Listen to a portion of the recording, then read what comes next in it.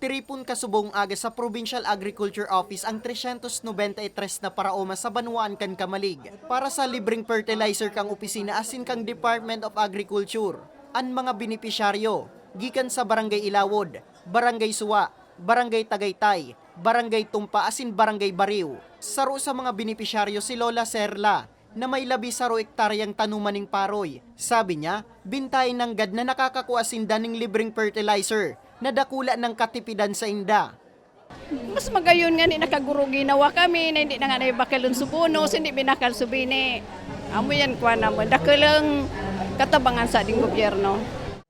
Apwera sa libreng fertilizer, pigtukduan man ang mga paraoma ning tamang pagtanom ning pili asin patatas.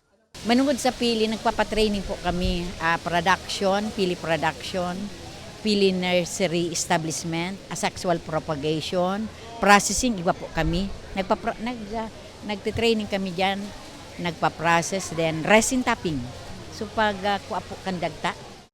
Apwera sa Kamalig, 13 banwaan asin tulong syudad pa sa probinsya ang nakatalaan tauan ning libreng fertilizer kang apaw asin DA. Mientras tanto, kasabay kang aktibidad, an pananaw maning diskwento kang opisina para sa caravan kang DTI Bicol na may mga mababakal naman iba-ibang produktong lokal sa baratong presyo. Siring kang mga gulayon, prutas, mga palaman, asin kadakol pang iba. May mababakal man sa caravan na 25 pesos kada kilong bagas, nagikan man sa National Food Authority o NFA. Sigun kay Cheryl Rebeta, an Provincial Agriculturist kan Apaw, parte ang aktibidad sa kadiwa ng Pangulo Program na may obetong mapakusog pa ang sektor kang agrikultura. Urog na ang produksyon kang paroy asin pili sa probinsya.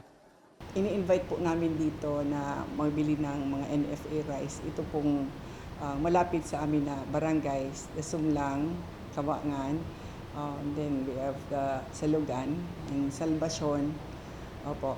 At tinatarget po namin dito yung mga 4Ps beneficiaries kasi sila po ang talagang apektado pag may inflation, yung mga tataas na presyo. At dito po sa kadiwa ng Pangulo, discounted po ang mga presyo dahil po sa DTI.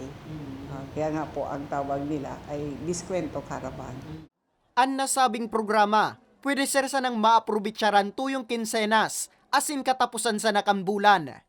Para sa mga baretang tatak Bicol, Nomer Corporal.